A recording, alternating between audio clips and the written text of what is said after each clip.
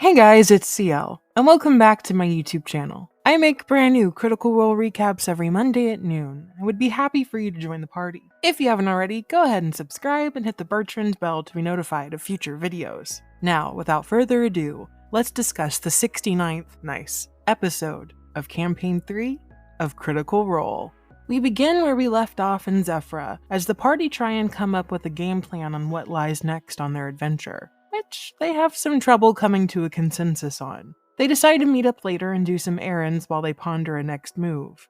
Ashton sneaks off during the conversation to get their new threads from Fanny Z, but stops in an alley and has a pretty severe panic attack. Poor buddy. They aren't exactly taking the news that they're Titan of Blood very well. I mean, how could you? Finding out that you're part of an ancient thing that has been long gone, I'd feel lost and overwhelmed as well. After collecting themselves, we get to see the new outfit, and I actually really like it. There's multiple things that Taliesin really excels at, and character design is one of them. I just feel bad for all the cosplayers who finally got their Ashton fits perfected just for it to be changed. Fanny Z asks them how they feel in it, and they respond that they feel seen. They feel important. I just love that character growth. But Ashton isn't the only one with a new costume. Orym picks up a really cool one-sleeve brown leather getup and is officially dressed to be the savior blade of the Tempest. Along with FCG and Fern, they go to visit Nell, his mother-in-law, and catch up about some of his adventures after her prying. She shows some interest in letters, since they're the second bot she's met, the first being the third D, Dodie. Ooh, I wonder if it's connected. It's not. If you don't know who Dodie is the metal companion of Tyrion Darrington, Sam's previous character in Campaign 1 after Scanlan. We get a very touching scene where the four go to visit the flower-covered hillside graves of Derek and Will. I'm gonna be real here, I lost someone recently and I didn't listen too closely during this part of the episode. I still feel a little tender from it, but from what I did hear, Liam did a really good job, and portions that I caught were extremely touching. Moving on! Chetney and Laudna go hang gliding. They bribe their way into using the Ashari gliders and gain new pilot names like Snappy Twig and Grrr.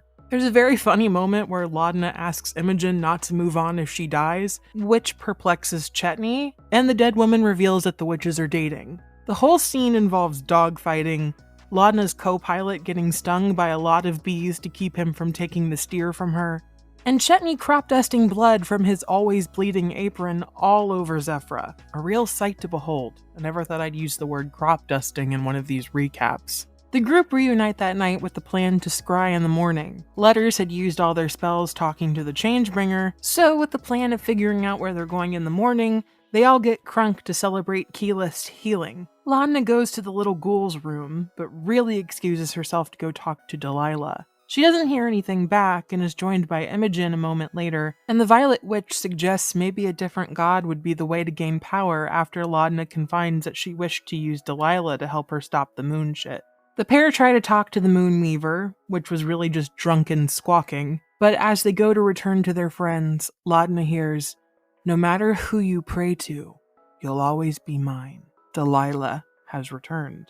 Fern, hammered, remembered she can scry, and uses the spell on Dancer and learns that she's an Eos, so the party plan to head there in the morning after talking to Keyleth about getting some of the not perineum flower poultice in case they get poisoned by Odohan. That night they crash at Orym's mother's place, and the next morning Chetney's sword begins to tell him that Keyleth is sinister, and that he should kill her. This will be fun. They go and meet with the Tempest, who actually decides to join them for a brief period of time in order to teleport them to the Shattered Teeth once they've tracked down Dancer and repaired the not sex harness. With the poultice obtained, and the whole time the sword whispering Chetney to seize the opportunity to murder the Tempest, the party teleport to Eos and use Locate Creature to track down Dancer. Though Sam rolls a 1 on the teleport and they do take 22 points of damage, they get there safely. Anyway, Dancer is staying at a hostel with her new robotic compatriots, Cookie and Pussy 2, the Second Coming. God, I love these voice actors.